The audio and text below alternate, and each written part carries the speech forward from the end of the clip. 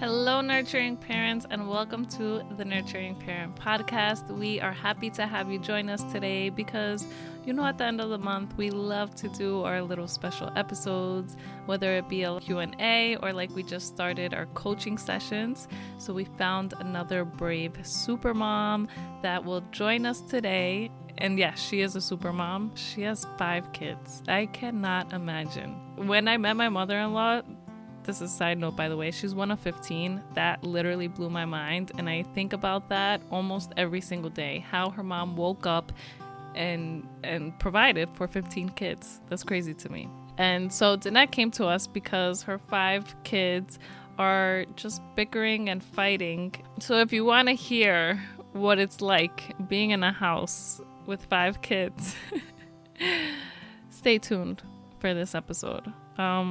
No, but our mom, Danette, who joins us today, she's really incredible. She's super sweet, and I'm sure you can relate.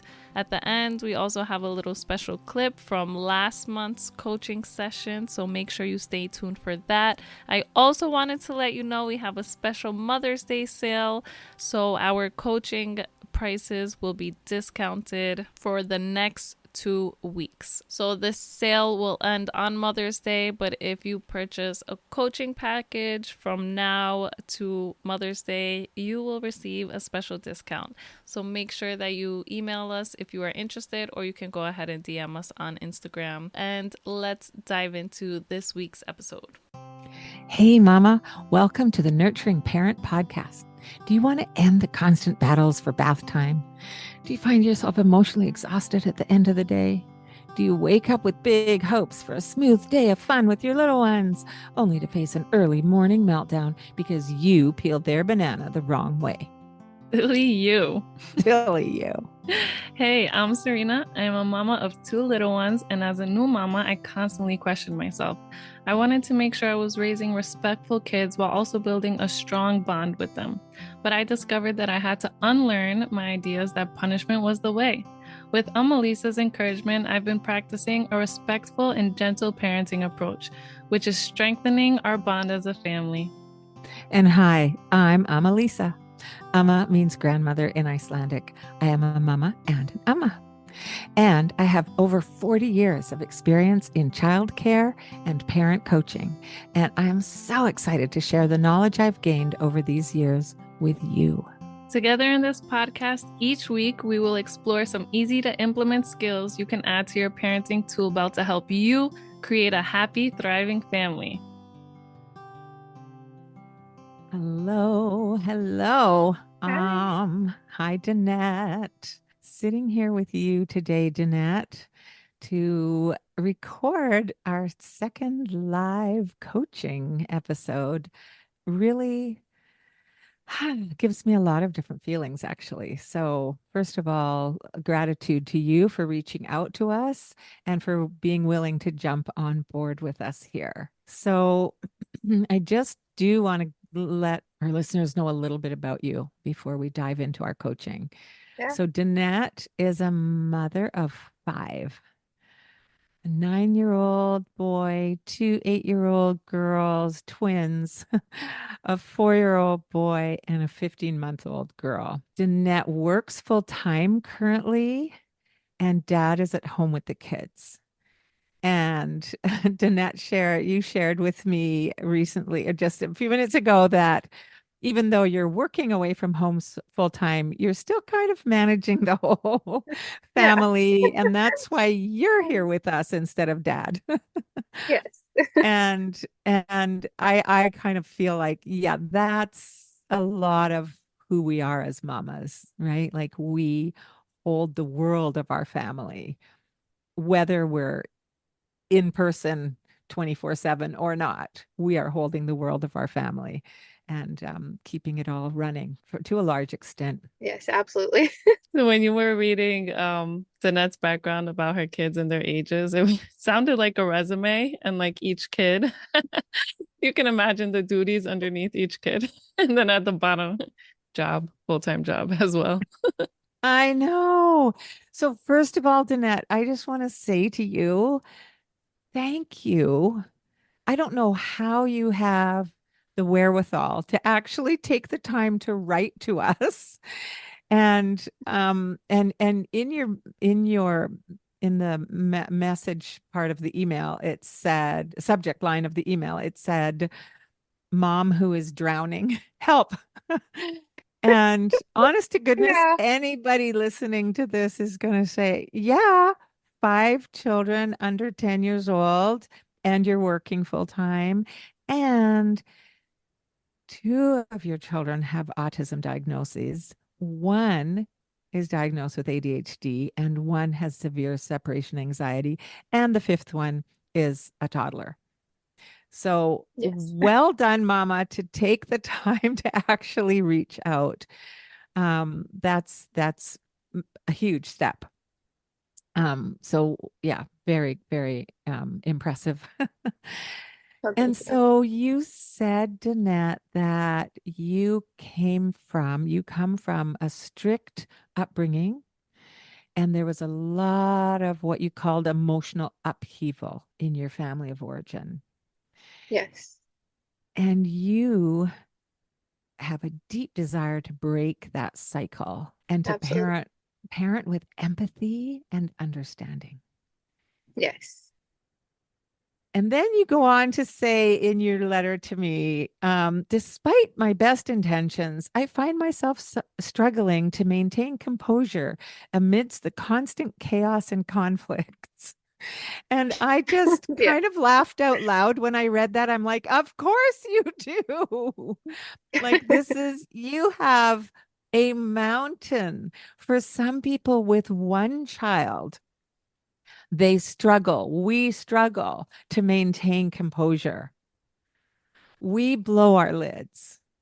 We hear ourselves parenting in ways that we don't want to parent. So, my first piece of coaching for you is to be gentle with yourself and to pour love into you. And that's what I want to do for you right now is I want to pour love into you. You need to give yourself grace. And when you feel yourself blowing up and going, oh, I just sound like my mom or my dad or, whatever that is that we hear in our heads, and you're like, no, this is not who I want to be. Just take that deep breath and do everything you can to give yourself a moment of grace and say, it's okay. I'm noticing that I'm raising my voice again. I'm noticing that I'm threatening or bribing or doing the things I don't want to do. And remember that Lisa said, noticing is the first step to change. I We love that. have, right? Isn't that Yeah, helpful? We absolutely. we have to notice if we're going to be able to make a change in our way of being. So that's your first piece. Give yourself grace and acknowledge that you're doing it. Okay. So your most challenging behaviors, I asked you to give me one or two, and the most challenging behaviors are managing the constant bickering and arguing amongst your children Hmm. and the defiance or refusal that you are sometimes or maybe often getting, which Yeah. sounds like, no, you can't make me. And you said that really triggers you, and Yes. you are not alone. I mean, I've gotten it as a daycare provider, I've gotten it as a grandmother. You're not my parent. You can't make me. Mm. I've gotten it as a childcare provider, all the different things, right? And sometimes parents will say, you can't make me because dad said it's okay. Like they'll play you off each other too. Yeah.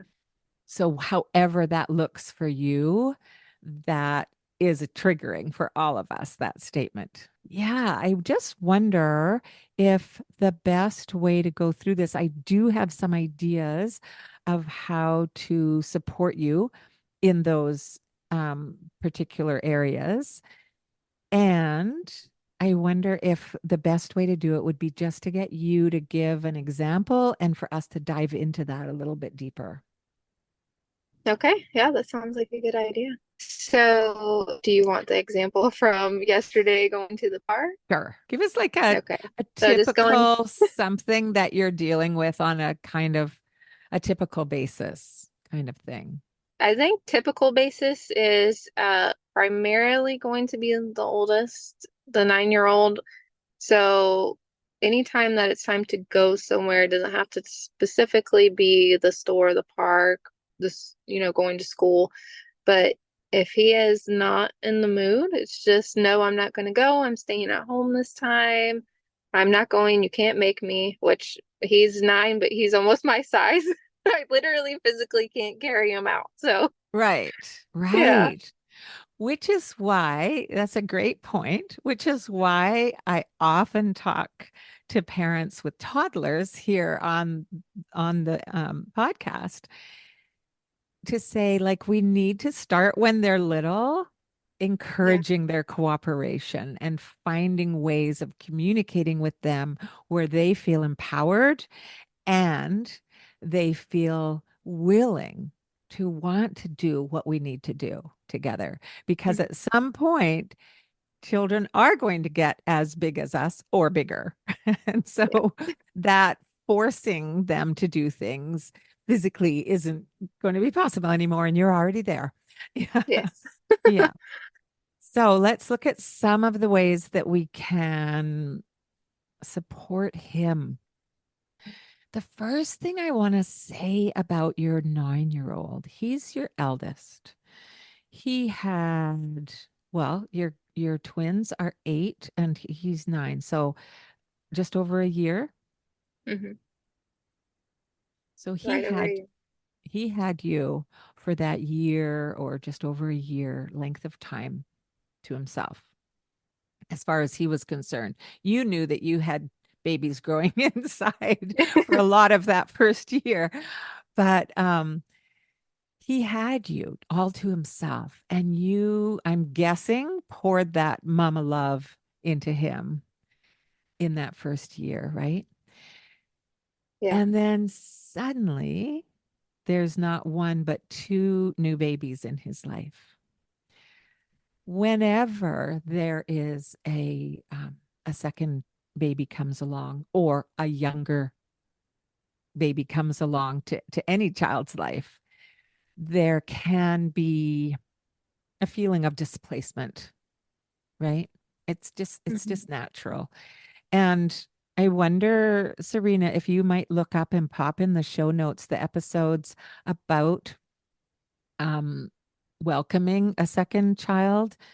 There's a couple of different episodes where we talk about how to pour love into that oldest child.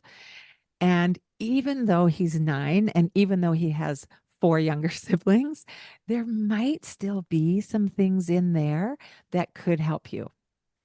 Yeah. And what I feel for him is like he needs to feel your love. Like, not saying that you don't love him or show him love, but just my intuitive sense is I want you to pour love into that boy. I want you to look at, and we're going to come back to that. I'm not going and you can't make me. We will get there. But there's some pre-paving to do around that. It comes up for me like how do we greet our children in the morning? So I'm going to look at this as a big picture because the Yeah. defiance isn't happening in that moment where you say it's time to get in the car.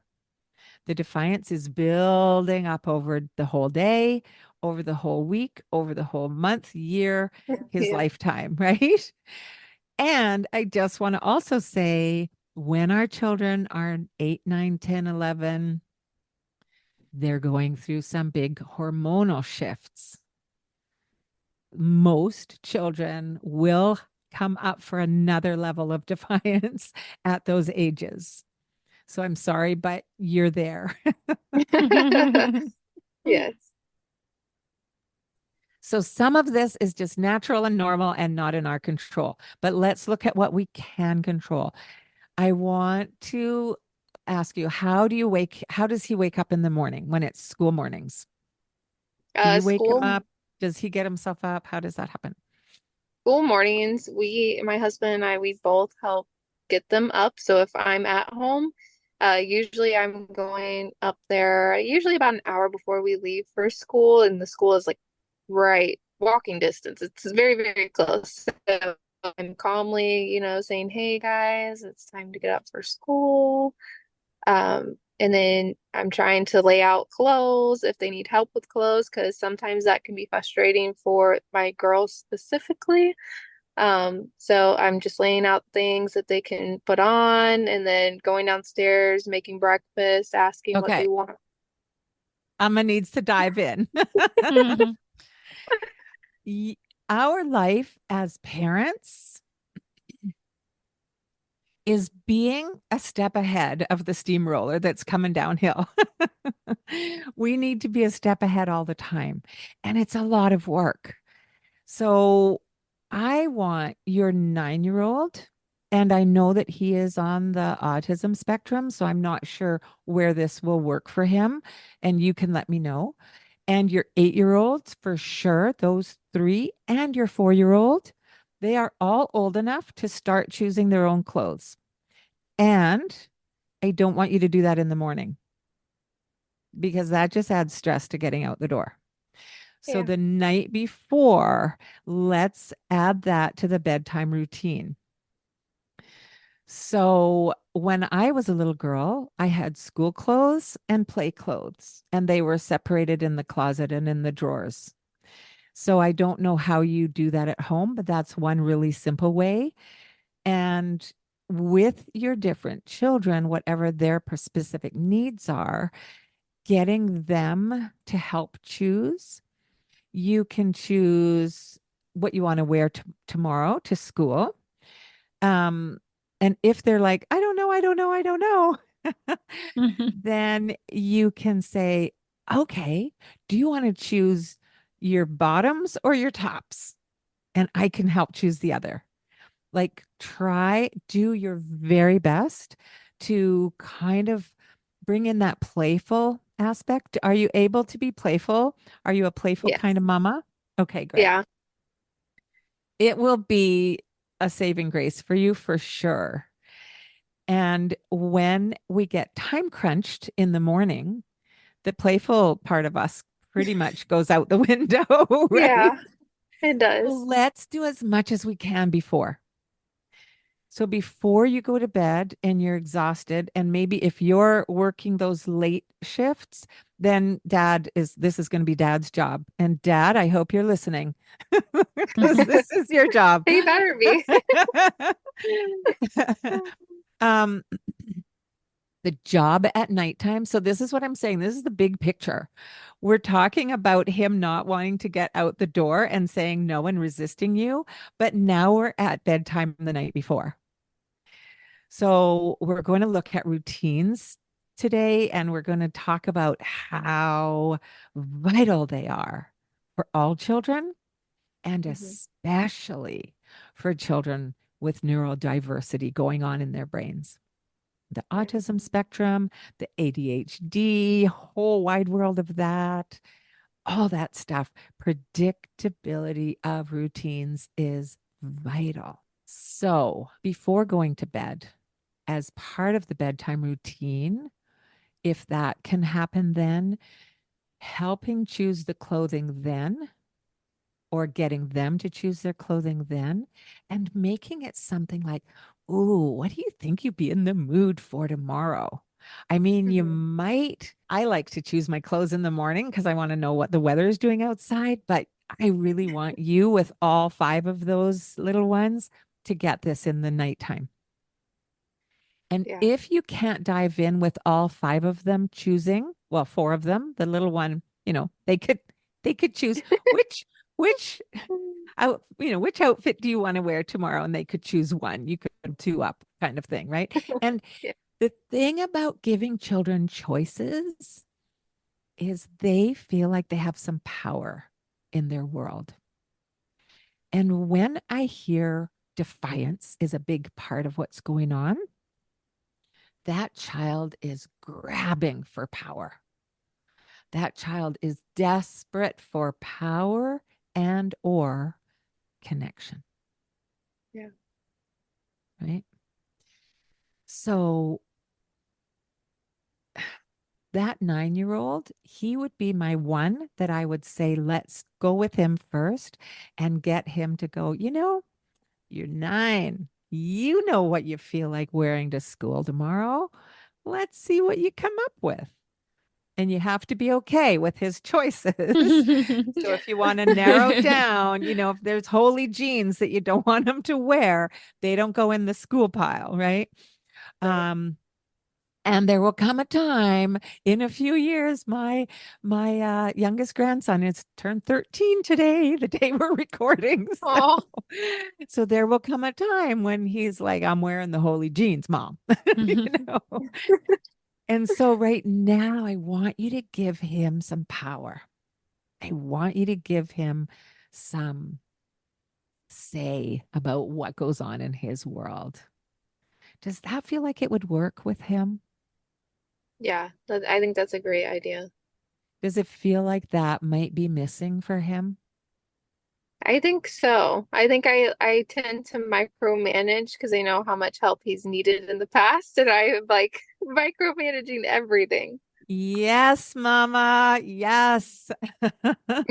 All right. So that's your second job. Release, relinquish control. Yeah. Give him power. If you can give him power where it's appropriate, he won't need to grab at it so hard and defy you in that way, right? Yeah. He's 9. He needs he your 4-year-old can be picking out their own clothes. Yeah.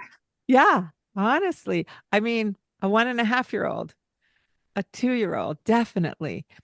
Our children are wired to individuate from us, to separate from us, right? And to become their own human. We are wired for that.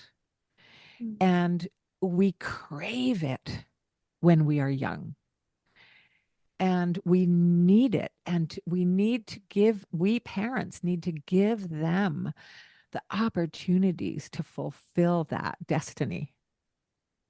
And if we're Yeah. micromanaging, we're squashing that. Yeah.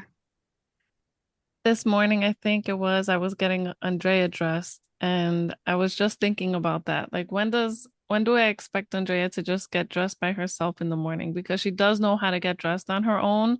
And if our morning routine was her getting herself dressed, then that would take some off my plate too. But it's also like Exactly. such a routine, and sometimes it might seem easier if I just do it all. But then in the end, it's really not easier. And Andrea, like maybe this morning she would get dressed on her own, and maybe tomorrow she wouldn't. So I might give up then because I'm like, okay, she's not ready. But maybe that was just not her morning. And if we stuck with it, it would just become part of the Yes. routine. It's just hard to change that routine for us moms. Yeah. So good. So good, Serena. So here's the thing. Give your children the opportunity to do everything for themselves Right. that they possibly can. A 4-year-old, you have a 4-year-old, Danette, and your eldest, Serena, is going to be 4 very soon.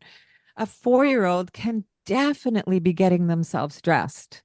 A neurotypical, developmentally typical child can definitely be getting themselves dressed. They might need help with buttons.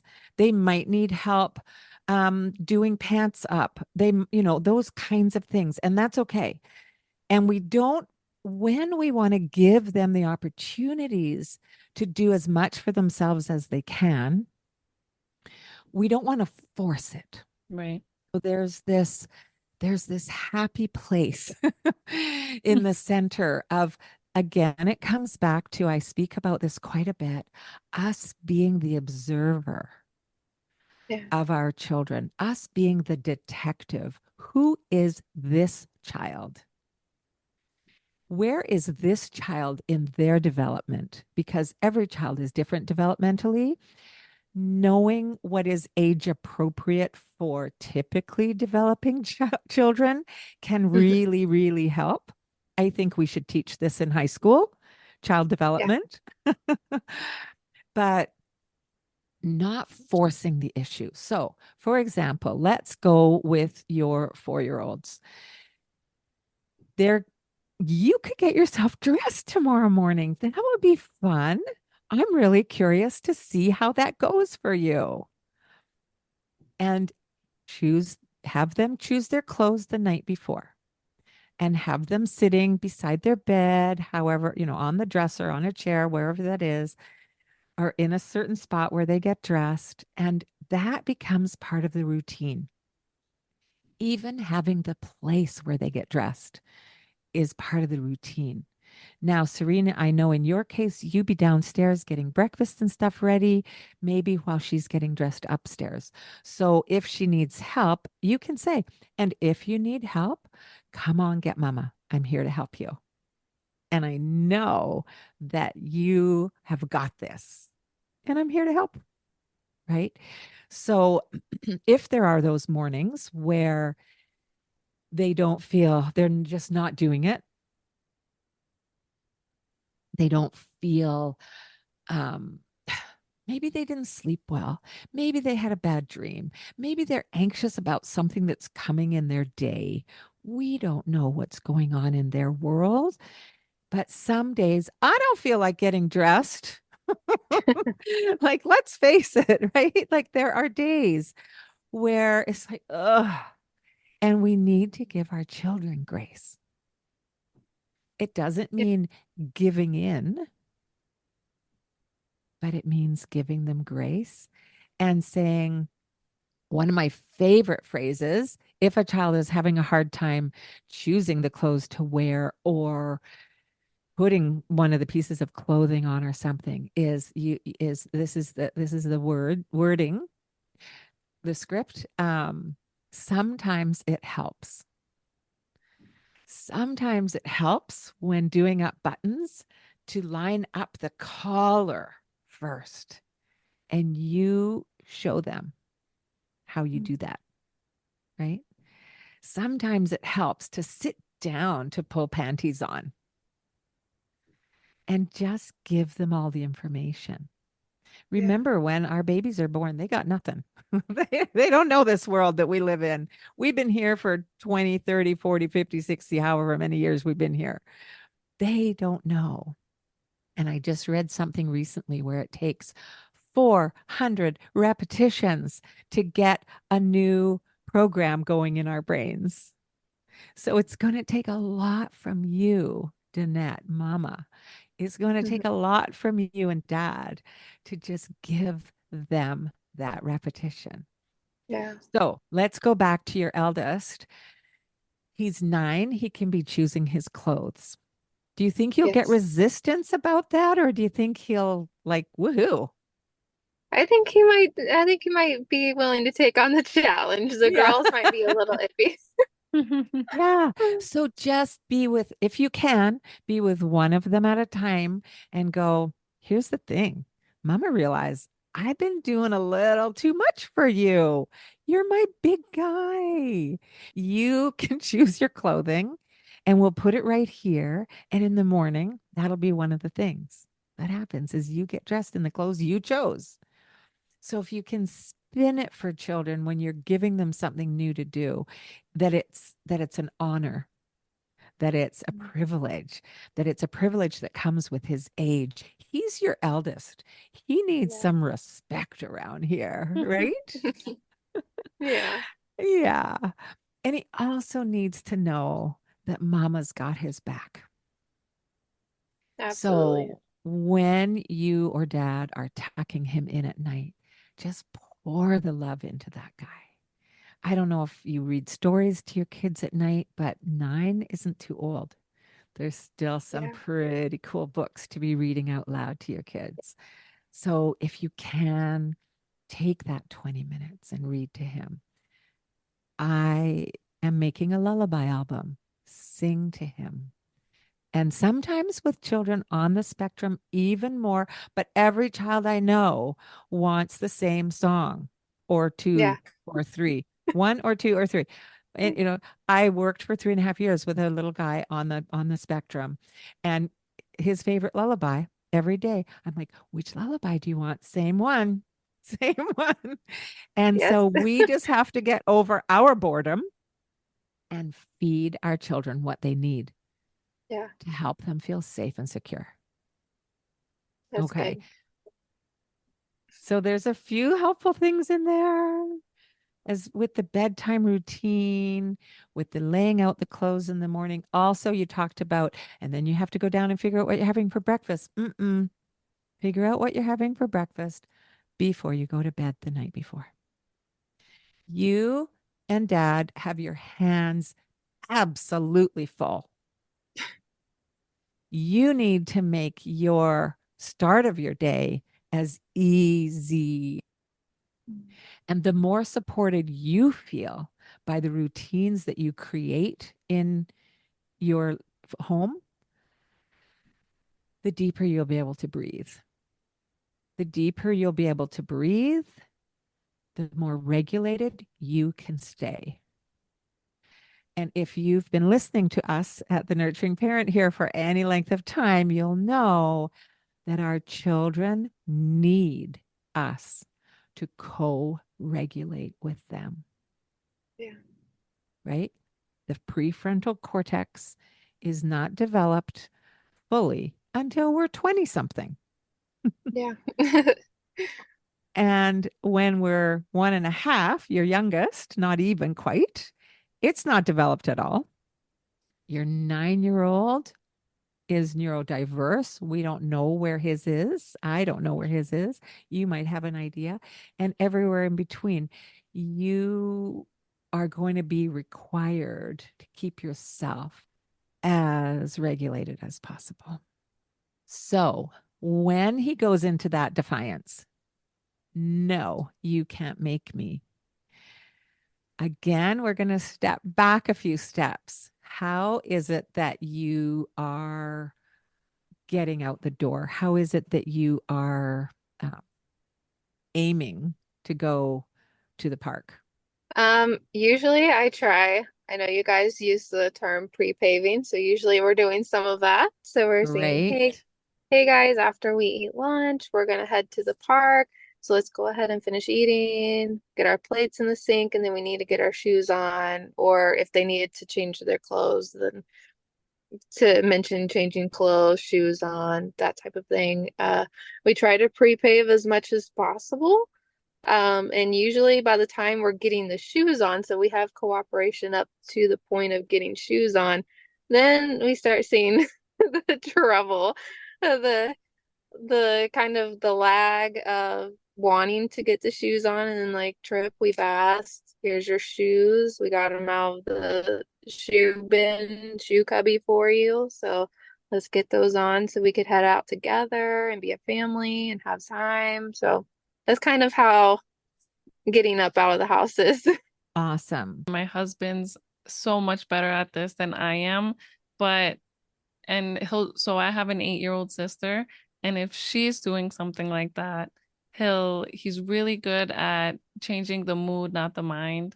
And so Mm, he would probably do something super silly or super weird because that's my husband.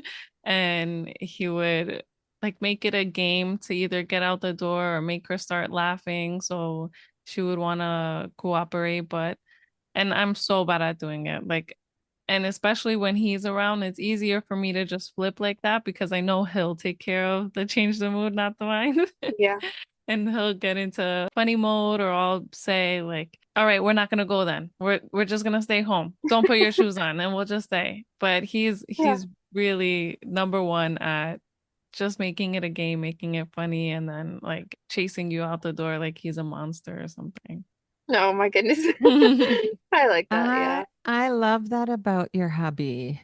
Yeah. That's how I am with children too, and that sense of humor is golden. It is golden. It is. So here's a recommendation for that eldest of yours, Danette, and that resistance. No, I'm not doing it. You can't make me. When you have a few minutes, not at the time where you need to get out the door or want to get out the door, I want you and he to have a chat. And one of the best ways to have a chat is either in the car driving, just you and him, or on a walk, just you and him.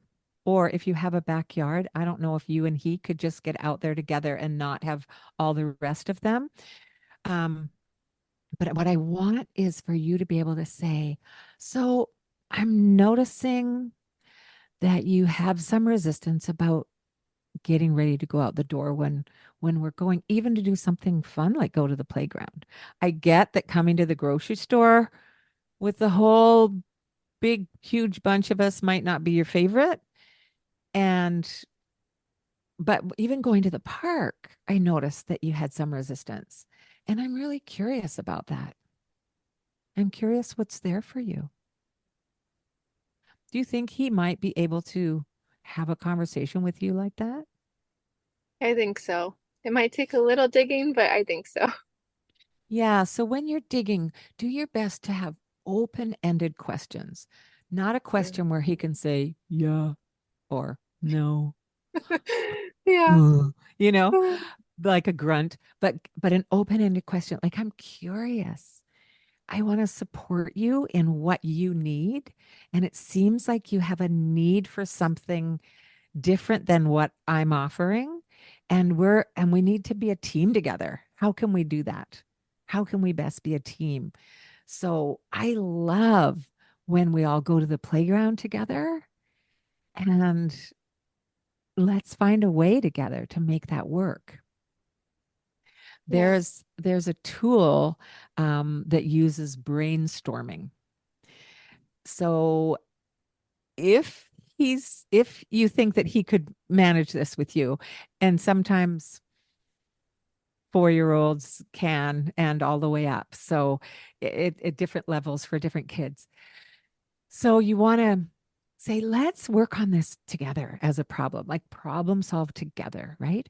So you get a piece of paper and a pen. So maybe you do that. Maybe you take a little drive and you stop and then you say, let's brainstorm together. How can we make it work so that we all get out the door when mama says it's time to get out the door? And you get to come up with ideas and I get to come up with ideas. And we're going to make a list. And then we're going to look at that list together and cross off anything that doesn't work for both of us. And then your job is to write down every single thing he says. And he might say, I get to stay home. So you're going to write on the list, I get to stay home. You can write his name, gets to stay home. Hmm. And you might come up with some outlandish ideas to put on that list that are going to get crossed off. Um, Mama gets to go to the park all by herself. Nobody gets to come. Yeah. Or maybe next time we fly to the moon together. That's what we're going to do. We're going to fly to the moon together. And you just get playful with it again. You write it all down on the list.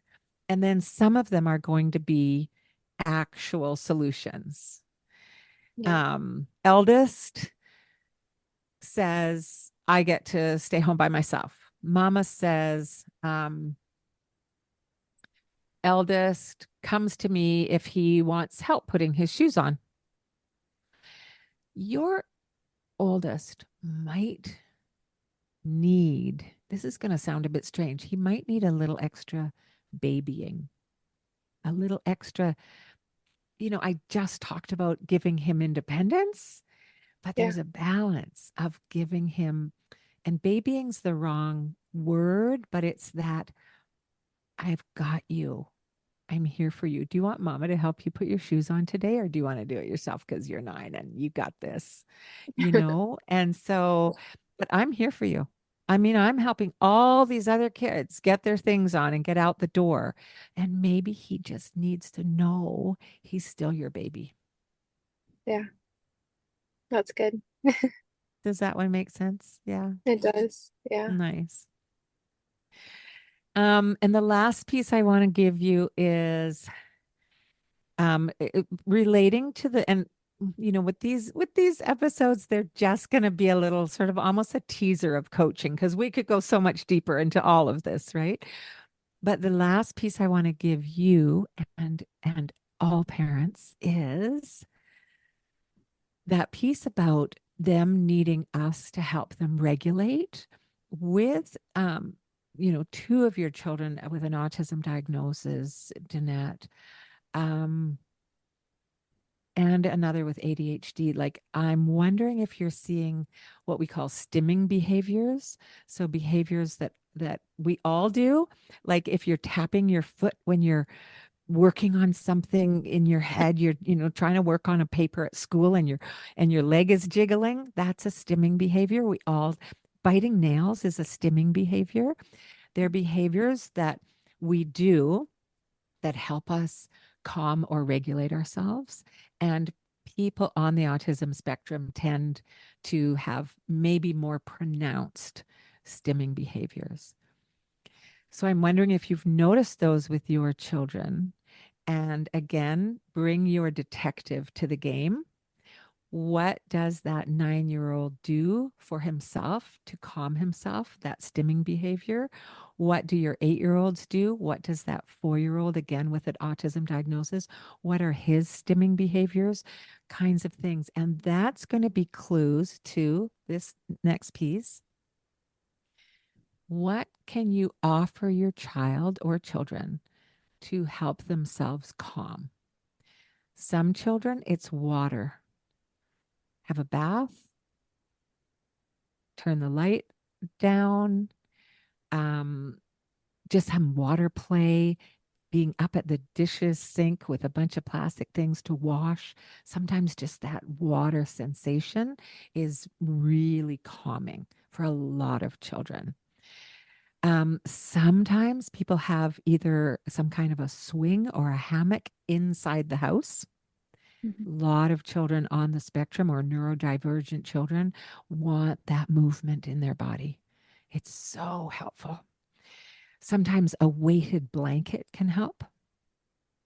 Sometimes if you have a pet or pets, then patting their pet or, talking to their pet. Having a quiet corner or a tent, not their room necessarily, but a space where that child goes or any of the children go. But then if you've got multiple kids, there may be arguments about whose turn it is.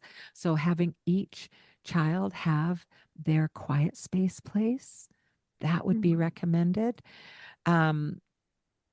Fidget toys can be helpful. Drawing can be a calming activity for some children. Listening to a calming audiobook or listening to a favorite song, those or music playlist, calming music.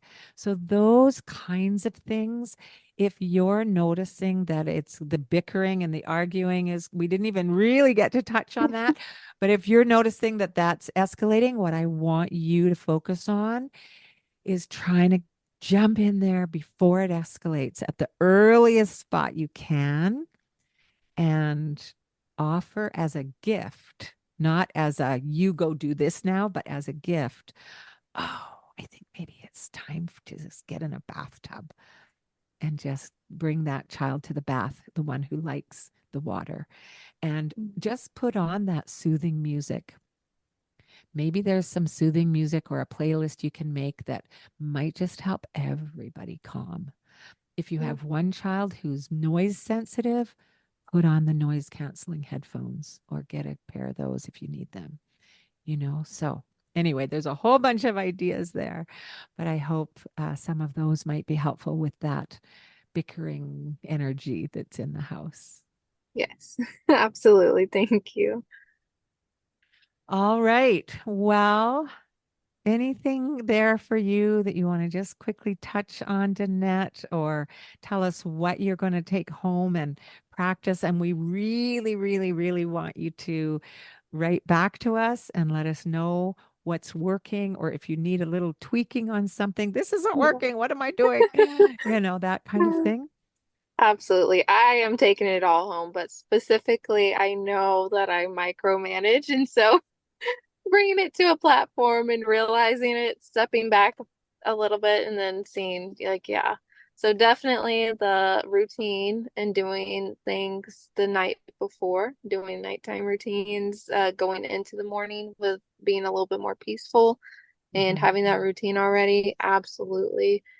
Um, Yay. I think one thing with like the arguing and bickering, sometimes if it's hard to catch in the beginning and because it's so many of them, so obviously the fifth isn't necessarily bickering or anything, but with the four, if they're, arguing amongst each other, it's kind of hard with just one parent or even with both of us to pull this one away and try to talk to this one while the other two are still Yeah. going at it. So, So yeah. you know what? Put on some loud music and go dance break and just rock it out. Like I that was the love other thing I wanted to say was, are your children getting enough big physical energy out? Because that can be where bickering comes from. it. Yeah. So look up online indoor things to do, because you said earlier where you live, there's not a lot of outside time yet. Look up some things to do that can get out that big motor, that big muscle energy indoors safely, Yes. that can really challenge them. Yeah. All right. Well, we wish you not luck, but we wish you love and peace and a little Patience. bit of ease and yes, the patience that you Yeah. need, and that you continue to remember to give yourself grace, Mama, because you are doing it. You're doing it. You're changing the cycle. You're breaking the cycle, and good for you. Well done. Thank you guys so much. Thank you so much for having me on here. You're more than welcome. Thank you for being here. And listener, I just want to say, wow. And we love all of you. Thanks for being here. Okay, so before I share with you our beautiful clip and update from Megan, our last month's live coaching session, I am going to share with you my 3 gems as always. I'll make it quick. Number 1 is definitely going to be knowing what's for breakfast the night before. And I'd like to add one thing for my morning routine that has made it so much easier is picking out their clothes, picking out my clothes, and figuring out what's for breakfast and just knowing what I'm going to wake up and actually make instead of thinking about it in the morning. And in the morning, I really only make eggs or oatmeal. So just my mornings can go so much easier when I have that all planned out. Number 2 is going to be have a chat with her son, maybe one-on-one in the car or walking. And for me, just hearing those moments and something special like that, and it seems like nothing, but having one-on-one time with one child when you have multiple, I think is very underestimated because it's intimate. It's a lot more intimate than when you're all together, and it really helps you bond and form that connection and look at each other like you're on each other's team because you have a more intimate connection. And then lastly, offering those relaxing things like water play or outside or movement, but offering those as a reward and not like punishment. So if water play is calming for one of them, maybe they should go take a bath. So telling them it's bath time, but in a way that it's a gift and not like a punishment, like, okay, now get in the bath. I've done that before because I know my youngest, she loves water play. She hates taking a shower, or a bath, but I know when she's in it, she loves just being in the water and playing. So that can be a gift, and it doesn't have to be a punishment, and that's all in the tone. So, yeah, I think we left our super mom with a lot, but hopefully she found it helpful. I found it helpful just listening and reflecting and looking on how I'm parenting. And yeah, so here is Megan's clip from last month's coaching session. Super cute. Listen. Hey, I'm Lisa and Serena. Just wanted to give you both an update of how we are doing since our live coaching session that we did. And I'm happy to say that we are doing great. I had a really good meeting with the daycare staff, and they were very receptive to my feedback around how much movement the kids were getting, and also, my son's need for connection when he's perhaps displaying less than desirable behavior. And just based on my own healing, I've really come to a place of no longer fearing that he will be labeled as a bad child. And I'm just able to hold so much more space for him when he's experiencing difficult emotions. And I'm just sort of loving him through it. But I'd say the biggest takeaway from that for me was, the day-to-day, how we as a family operate. And we've always been really, really active and lovers of the outdoors. But now it's kind of like a non-negotiable daily commitment to get outside and to explore and move our bodies with our son. And then also just getting really into imagination play and, his creativity. It's really beautiful to watch and to go deep with him. And so thank you for not just that episode, but the other ones as well that have been so helpful. I just want to say I think the Nurturing Parent has been a place is a place where all these nurturing, caring, intentional, really devoted parents can come and just keep trying to do better every day. I think the moms that have showed up for our coaching or have submitted to Q&A have been doing amazing. I love how aware they are. And I love being surrounded by other moms and parents who are just always trying to do the best that they can for their kids. So I really appreciate all of you parents who show up every week. I appreciate Danette and Megan for their bravery. But yeah, we really value you guys. So we want to remind you that we have a Mother's Day sale going on. So if you purchase a coaching package from now till Mother's Day, you will receive 20% discount. So we are excited for that. So make sure you look in the show notes to sign up today. All right, we'll see you next week. I want to sing with you. I want to dance with you. I want to laugh with you. Oh, how I love to be with you. I do.